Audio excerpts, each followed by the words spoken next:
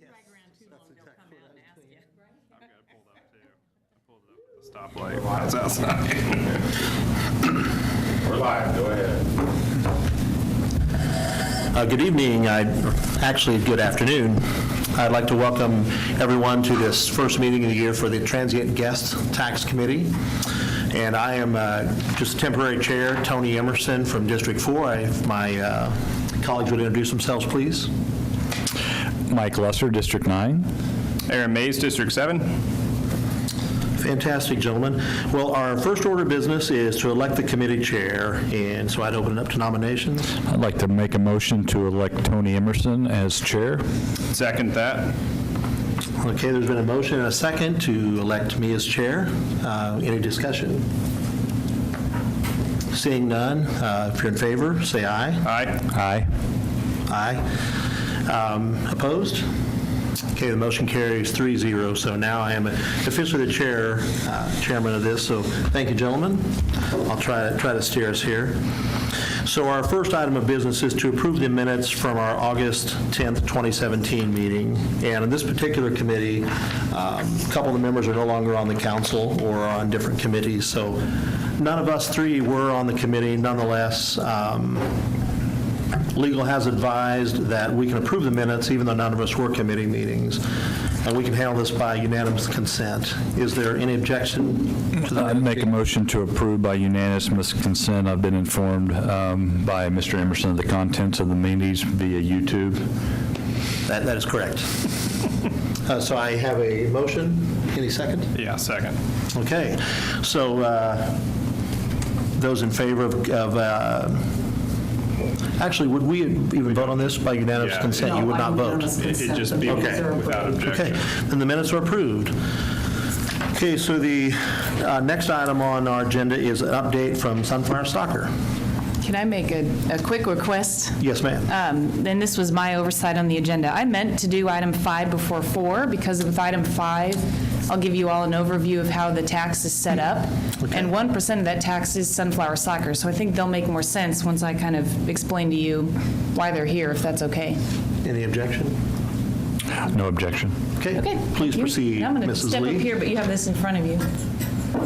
Absolutely. You're going to stick us up here? Well, I think that's Okay. good. Sorry, it's a weird No setup. problem.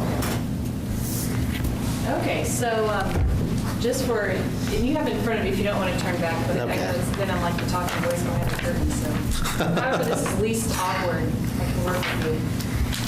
The transient guest tax, before we have new committee members, I think it's really important just to remind everybody the structure of the tax itself.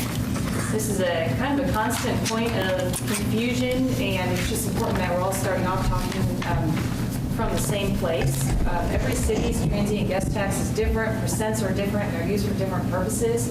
And we've got a few very specific special purposes in Topeka that it's really important that you all have a good understanding of what those are and what they can be used for.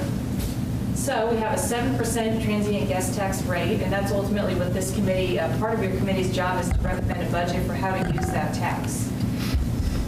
So the way it's structured in Topeka is that 5% of that is considered the base.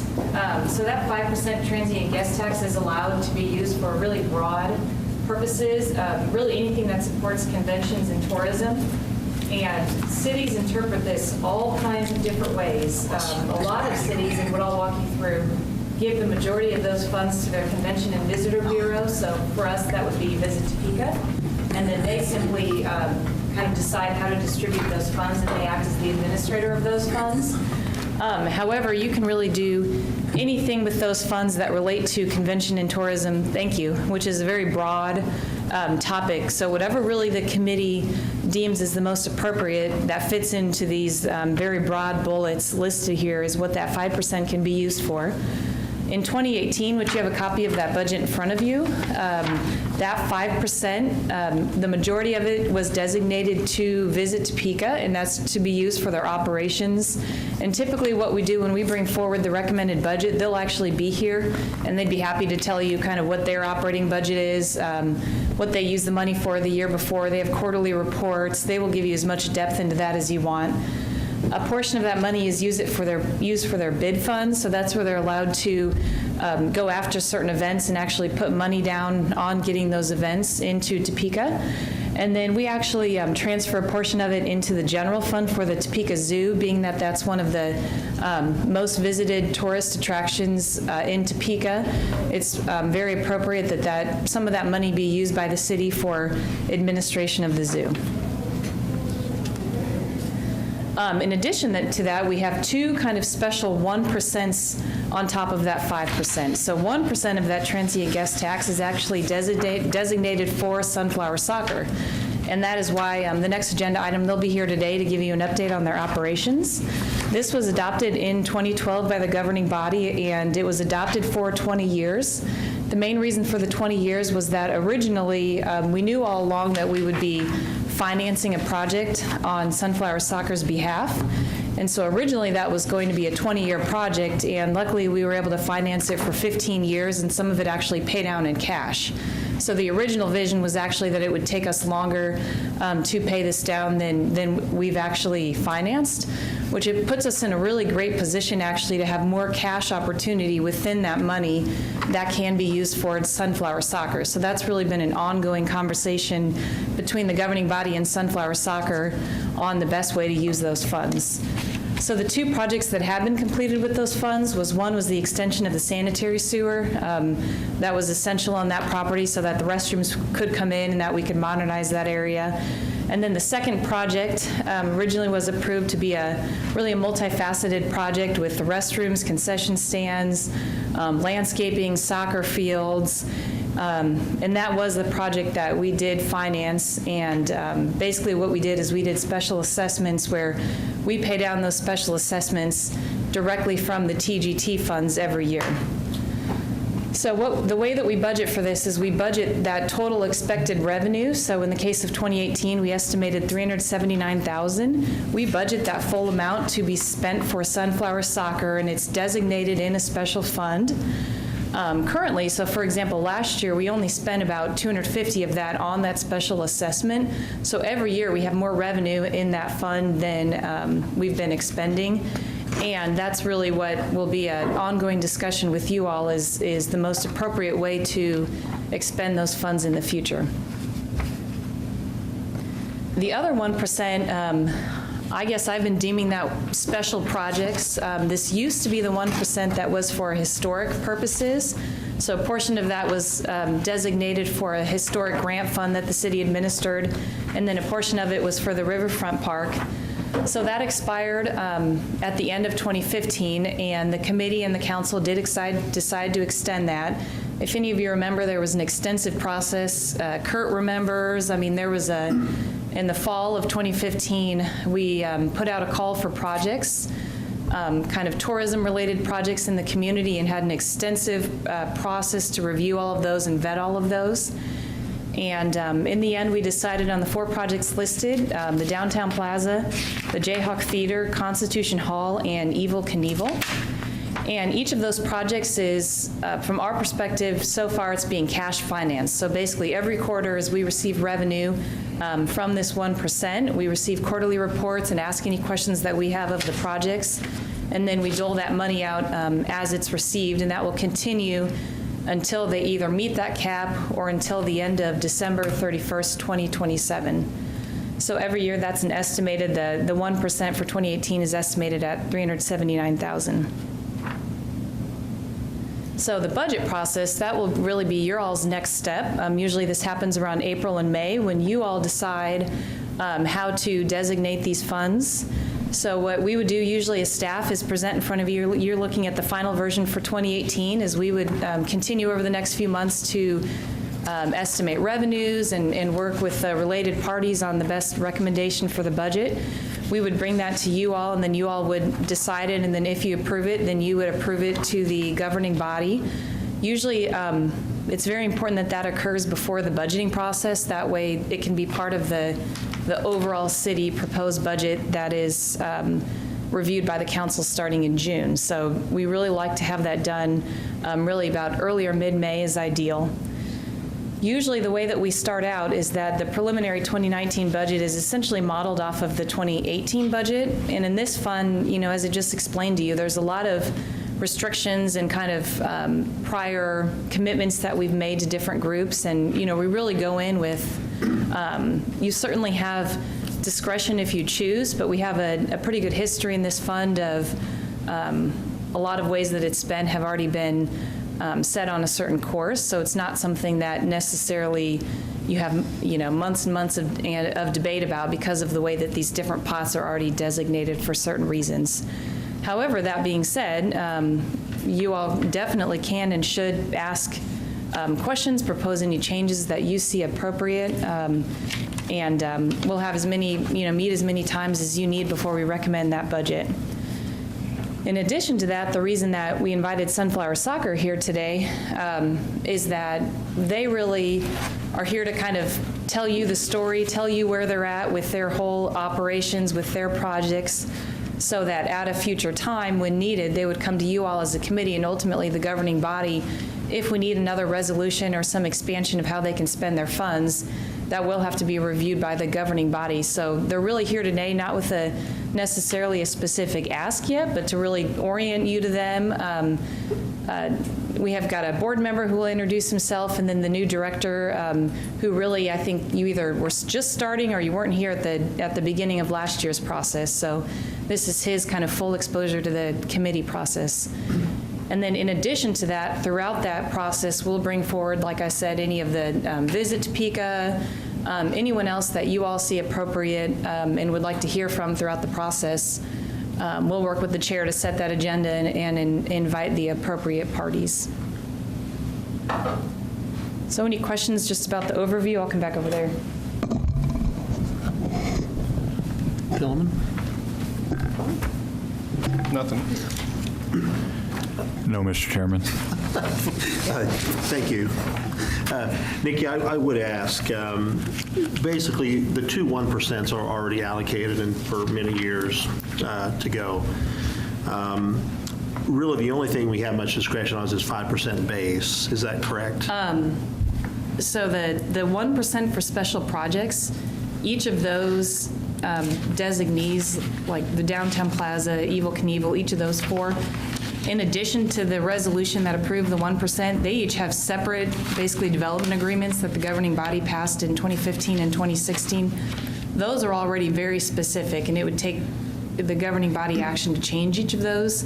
And I don't think at this point there's been a need or a request. Last year, the committee did actually make a modification to one of those for the Jayhawk Theater. So in those, they're really, unless there's a change in a project, all of those already have resolutions that line out exactly how and when they're funded. Sunflower Soccer, we know that it's for Sunflower Soccer, but the details of that will at some point need some action, because those previous projects that we took special assessments on, those were project budgets that very specifically lined out a map. They lined out exactly what that money could be used for. So if they find that they have a need that doesn't fit into those prior resolutions, then they will need some kind of action. I think that it's probably premature this year that you'd have that in time to make a recommendation, but at some point that will take action. But to your original question, the 5% really is where, if you have any of the most discretion, that really is where it would be. In the past, the committee has kind of doled that out to more specific, has run a grant process through it, and has given that out to different tourist-related agencies around town. But really, starting 5 years ago, there was the philosophy that it's best and it's really practiced around the state to give the money to one group that then kind of knows how to most strategically spend it around the state. Sure. Early in my first term in office, I went and met with Brett Otting at Visit Topeka. And I have to say, I was really impressed with the process he used. It was, everything was basically return on investment. If he was going to do something with the bid fund in particular, everything was predicated on it has to be, positive return on investment. So I really like that. And I know, obviously, we'll probably be hearing from him in a future meeting. But I'd recommend you gentlemen, if you have some time, go and talk with him, because it's, I think they're really doing a great job for us. It looks like the zoo gets 10%. Mm-hmm. Okay. Yep. Okay. Any other questions, gentlemen? Okay. Well, thank you, Mrs. Lee, for the report. And so the next item on our agenda is an update then from Sunflower Soccer. Yes, sir. And if you would introduce yourself, please, for the benefit of the viewers. Yes. Thank you for having me. My name is Andrew Fletcher. I'm the new Executive Director of Sunflower Soccer. I was hired in May. My background, I'm in public education for just over 20 years. I've also been involved in youth soccer my whole life. I'm on the board at Kansas Youth Soccer Association and the Kansas Referee Committee. So I'm kind of shaking right now, a little bit out of my comfort zone, but I'll do the best I can. Again, like I said, I've been in the world of youth soccer since I started playing at the age of 4. And just to give you a brief background, since about 2012, the world of youth soccer is changing. Topeka is becoming unique in our recreational program. Is so large. We have about 1,450 recreational players at our complex right now. A lot of other clubs concentrate on the competitive side of soccer. And so the other thing that began to change in around 2012 was the number of tournaments that associations would put on, because it does raise a lot of money. And tournament numbers are down, not necessarily because fewer teams are playing, just because there are more tournaments. So of course the number of teams per tournament would decrease. So for example, we host our Governor's Cup in the first weekend of May. And in years past, when we've had about 300 teams, we have been the only tournament within about a 100-mile radius. This year, there are 3 tournaments just in Kansas City on the same weekend as the Governor's Cup. So it makes it very, very difficult to keep those numbers up. The second thing that happened that really changed the soccer landscape in Topeka was the building of the Overland Park Soccer Complex. So for those of you who don't know, it's 12 full-size synthetic turf, lights. And so what happened was a lot of Topeka teams began to travel to Kansas City, not just for tournaments, but also for league play. So now a lot of Kansas City teams don't have to travel for tournaments because the tournaments are in Kansas City, and teams travel to the complex in Overland Park. So it made it difficult for associations such as the one in Topeka at Sunflower to compete. So when I got hired in May, we kind of changed our philosophy, so to speak, rebrand, restructure, whatever terminology you decide to use. And the focus was on what can we do to help all the soccer players in Topeka. Not become Overland Park West or anything like that, but just become really, really good at what we do. The biggest thing we've done is we've opened up our complex Monday through Friday for practice. So now we have approximately 300 kids at our complex from 5 to 8, depending on when daylight savings comes, to practice. You see parents walking the complex for exercise. There's no walking trail, so they walk around the parking lot. You see kids running around playing in the goals as they watch their older brothers and sisters practice. In June of 2018, we will roll out Topeka Soccer Club, which is a competitive branch of Sunflower Soccer. It's a new program. So the goal there would be competitive teams would practice at Sunflower, be associated with Sunflower, with the ultimate goal of creating competitive leagues, again, in Topeka. Because of all this, because of the work we've done in the community, our numbers are up for the first time in about 8 years. We introduced a program for 3-year-olds. We have 250 3-year-olds at our facility on Thursday, Friday, and Saturday. And we will hit 1,450 recreational players. As I've learned the budget process and such like, and I've asked lots of questions of Kevin Beck and Nikki, and we are so appreciative of the restrooms and the concession stand and the office, and it's great. However, the way it's set up now, there are things that we really, really need that we can't get because of how it's worded in the resolution, or whatever word it is. I'm not sure how it's all worded there. And I'm just going to give you an example of goals. Our goals are cast iron. They were welded together. They are incredibly heavy. It takes 4 adults to move them. And when people come to our complex, they see the goals, which are yellow because of something to do with the sprinkler system and the water and such like. To replace the goals with modern ones, which you can move easily for practice, you're talking nearly $40,000 to $50,000. So we're kind of replacing them piece by piece.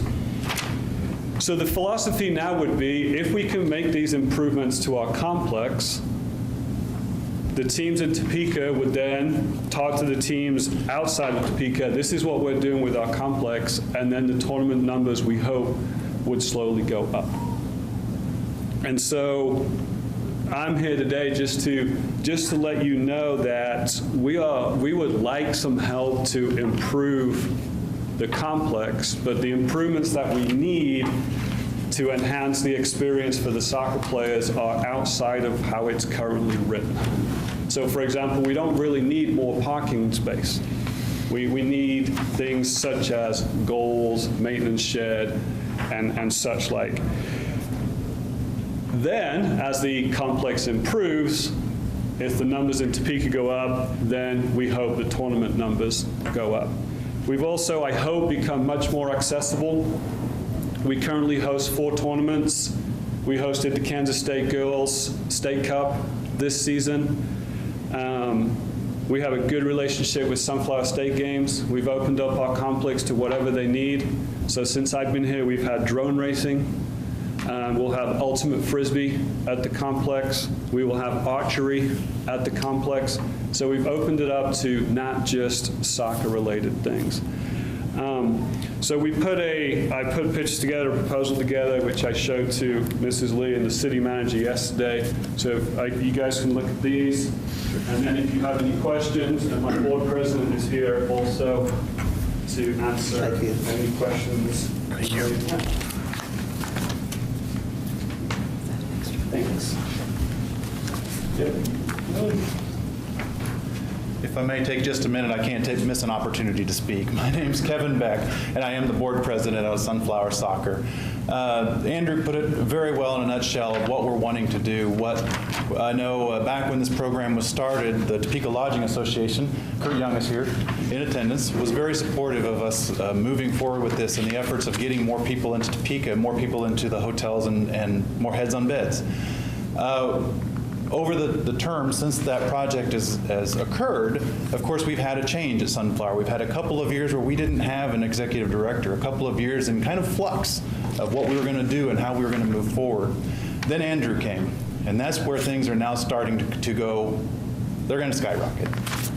With he and his coworker in the office, Lindsay, those two have put effort, countless hours and effort into getting our community involved in Sunflower Soccer, and the numbers out there and the colors and the people and excitement out there growing. This new program that we're bringing in, Topeka Soccer Club, is going to give us another avenue to bring more soccer, more competitive soccer, and more ability to promote Topeka soccer as they go out to other tournaments around the state, around the country. So with Andrew's leadership as our new executive director, things are on the rise. As you heard, our numbers are up for the first time in 8 years. Over 1,400 kids. What do we have in the fall? 1,200? Roughly. So 200 additional kids are going to come to Sunflower Soccer. It's fantastic. We took the philosophy when Andrew came, we knew this was going to happen, is that we needed to change what we do internally and do it well to then build. So that's where we are, and that's what we're doing, and you can see or hear that those results are right on the edge of being here. Our intention is still to bring additional events and things to the complex. We are open to working with Visit Topeka on bringing additional events that can utilize our facilities, the fields, as long as it's not something that will destroy our biggest asset, which is our soccer fields. With what he said with ultimate frisbee, archery, things of that nature. Concerts, we can have outdoor concerts out there. We have a lot of asphalt, a lot of pavement, a lot of grass for people to sit in. Sometimes a lot of wind. Okay, a lot of times a lot of wind, but it's expected. Anyway, so there are opportunities, and I think that as we are now molding ourselves into a top-notch program and association, you're going to see these opportunities come for you that will help with what we were originally tasked with doing, was bringing people to Topeka. One thing that Andrew didn't mention as well was we have added another event. Am I okay to say it? We will be hosting what you would call a, help me out here, college showcase, a showcase tournament for the independent schools, Christian schools here in town. They're going to be coming from Minnesota, from what other states? Wichita, St. Louis, from other places in the country. That's an exciting addition to Sunflower Soccer and to the Topeka community. So you can see that things are changing. People are seeing what we're doing and they're liking it. So I just want you to know that we understand there's been a little bit of bumpy along the way, but we've turned the corner. We're on our way upwards, and we're very excited to be going that direction. So I will be quiet now, but I did want to just stick my little 2 cents in. And I do appreciate, again, Topeka Lodging Association and the board and TGT of providing these assets or the money to us to be able to do this. Now we just need to keep pushing forward. So with that, I'll turn it over for questions for Andrew or me. Sure. Yeah, thank you, Mr. Beck. I just had a question either for you or Mr. Fletcher. So right now, this is just for our information, but at some point, you guys might be asking formally for a change. Is that correct? Yes. Okay. Yes, that is correct. Yes. No, sure. What we're currently faced with was when the original funds were allocated, we had to dedicate a certain area of our property over to the city so that then they could administer the funds. That was part of the program.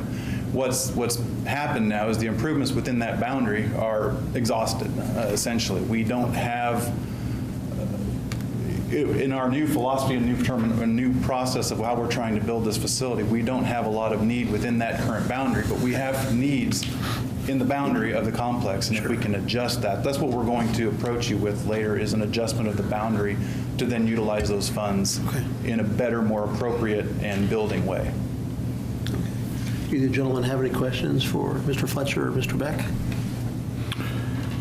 I just have a quick question. When I'm looking at the guest tax, and this may be for you, where we see the revenue, is that the revenue of the soccer, is that revenue that's produced by them in fees, or is that just a percentage of what's? That's their portion of this comes from what the revenues the hotel actually collects. Okay. And that's the 1% of that revenue that goes towards Sunflower Soccer. Okay. Yeah, that's a good distinction to make on that. Okay, okay. One thing I would like then at some point in time is to have a copy of the financial statement of the organization when we do go through to look at this, so I can look at different trends in the different areas of income if we're going to be looking at allocating it. That would be helpful to you guys. Absolutely. Yeah. We can do that. Perfect. Okay. Mr. Chair, Yes, ma'am. Dwyer, Kevin, these projects that you're talking about, are they located on city property or on the Sunflower Soccer property? The projects that we're currently looking at that would be the most beneficial to us are outside of the current city boundary, which would, I know, require us to go back for an adjustment to the resolution. But that's really what we are looking at doing right now, is to get something. There are a few little items that we could do within the framework of that space, the city property, but really to more bang for the buck is to get outside of that. Can I intervene? Sure. If you go outside of the city property, it would enhance the soccer experience, which is, I'm a soccer guy. So when I came in, I was like, we need this and we need this and we need this, and I was told that, well, that's not within the resolution. So in order to enhance the soccer experience and attract people to our complex, we need to spend money outside of the city boundary. So that, I mean, goals is the biggest example I can give you. It's something that people see. So the picture I have is what a lot of our goals look like. And so that would be the best example I can give you. But yes, it would be outside of the property. Mr. Chairman? Yes, please. So I haven't seen that resolution, so am I assuming then that the resolution specifies the certain things that money can be spent on in that, and personal property, I would assume is what a goal is, and that can't be spent on that? Would that be accurate? Yeah, and after this meeting, I can send you all those links I didn't, I should have printed some out. I've got them all in front of me, but the reason that the resolution is so specific on those things is that since the original intent was to do this capital project on their behalf, we had specific items that were part of that financing. Like Mary said, since it was a special assessment and the city was running the project, then that's the land that the city owns while the specials are outstanding until they're due. So it's really because the original model of this was a capital project that really everything that we fit into that was what would we do within these boundaries and then go out for bonds for. So that's really the reason that it's so specific and so capital heavy. But as was kind of shown with all the rest of the TGT expenditures broadly don't have to be spent on capital. They can be spent on programs. They can be spent on really anything related to tourism. So it's an allowable expense of TGT, but the way the Sunflower Soccer 1% was structured in the beginning was so capital project heavy. So I think that's, not having been there at the time, I think that's the reason that we ended up with the resolution that was very specific on that project, was because that was the original intent of how to spend those funds. I can give you an example. I've got the resolutions in front of me. The first was for sanitary sewer. The other one was for the multifunction facility, including restrooms, concessions, office storage, improvement of internal roads and parking lots, landscaping, signage, and shade structures, and the addition of five soccer fields. So that's what the money was for. So if they want to go outside that scope, then it's going to require action from you and the governing body.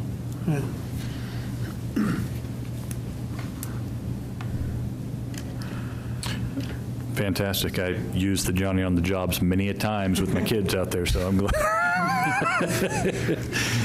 Thank you. Glad we have the nice facilities. Is there anything in your guys' budget that really would be capital expenditures? Do you guys have any of those type of things that would qualify that as far as shifting things around? Obviously, I don't have it in front of me, but. Specifically in the budget, no. No. So, because a lot of the things that are on the handout are such a high dollar amount that they're not in the nonprofit budget. Sure. So, for example, the goals, we're doing a few at a time.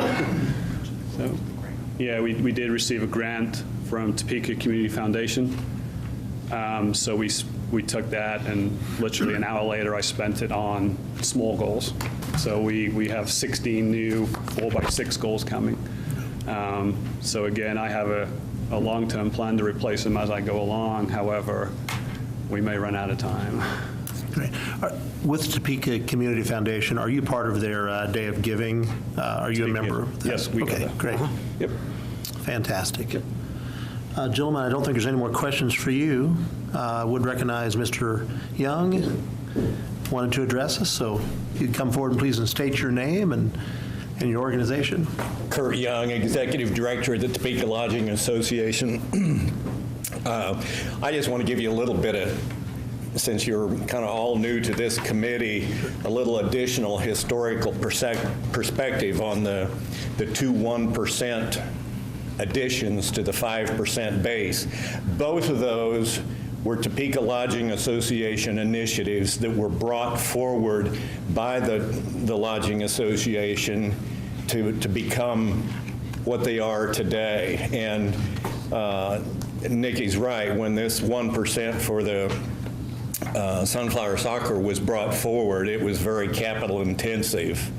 In fact, if memory serves me correctly, the initial estimates when the architects got done drawing the plans came in significantly over budget. Am I right on that, Nikki? And it was pared back considerably. But I just wanted to throw that out a little bit and toot the Lodging Association's horn a little bit for the fact that, and as you can well imagine, we're very supportive of anything that puts heads on the bed. I mean, that's what it's all about for us in our industry. Then last year, as you're well aware, we brought forth another initiative with the plaza and those projects that are on the radar screen now and actually being accomplished as a result of this. So And I'm excited. I want to have you guys to one of our meetings to kind of update the group, our group, on what's happening at Sunflower Soccer Field. So just wanted to throw that out. Any questions for Mr. Young? No? Okay. Thank you very much. I would just, we don't have any more items on the agenda, but Councilwoman Hiller, who was on part of the committee last year, I just wanted to recognize her and see if she had anything she wanted to add. I was eager to come and help to transition if needed. Nothing for this meeting. This is going just great. I would note that in the August minutes that you just accepted, there had been a suggestion by me that this committee, I thought last year that committee, but whatever, might be interested in having a presentation about UNESCO, since Topeka through Sumner and Monroe schools are being considered as a UNESCO World Heritage Site, which I assume people are familiar with it, but it is the premier designation worldwide, and in order to do that, both do it fully as the original nomination was progressing. Both Monroe, which is fixed up, and Sumner, which is not, would both need to be fixed up and both active. Again, Monroe is active in more of an interpretive museum format, which is fine. What they look for is an interpretive format so that people who come get engaged in the experience of whatever the story was of that particular site. There are over 1,000 World Heritage Sites at this point all over the world. Only each nation in the world can nominate only one nomination a year. So particularly for us in the US, it's highly competitive. But what it means, we just got placed as the western terminus of a U.S. Civil Rights Trail that opened in January and will be particularly highlighted in April of this year as because the state of Alabama has kind of led both of these initiatives, actually, and this year is the 50th anniversary of Martin Luther King's assassination. Next year is the 65th anniversary of Brown v. Board, and is also the 400th anniversary of the arrival of the first slave ship in the U.S. It's going to be a really big year for heritage and hopefully for tourism. We need, this committee could opt to just let the world go by, or could opt to become a little more, if you choose, to be more knowledgeable about that, and from the council end, provide either encouragement or more than that to making sure that things happen in this community. So that's why I had brought it up back at that prior meeting in August, and just wanted to put a little flesh on that and pass that suggestion on to you. And Councilwoman Hiller, what would you need from us? Do you want it added to our next agenda if that's something we would like to discuss? Sure, or an agenda where, I'm happy to see if we can get you an appropriate speaker about that, to educate you and maybe through you, the council or community. Sure. Okay. Any objections to that, gentlemen? No. We'd be happy to do that. Did I just sign myself up for homework? Yes, ma'am, you did. Uh-oh. But you're retired, so you got Let me plenty know of when time. you're meeting. We'll get something I will lined do up. that. Thank you very much. Any other items anyone would like to discuss at this time? Well, seeing no further business before the committee, I hereby pronounce it adjourned. Thank you. Thank you. Thank you, Mr. Chairman.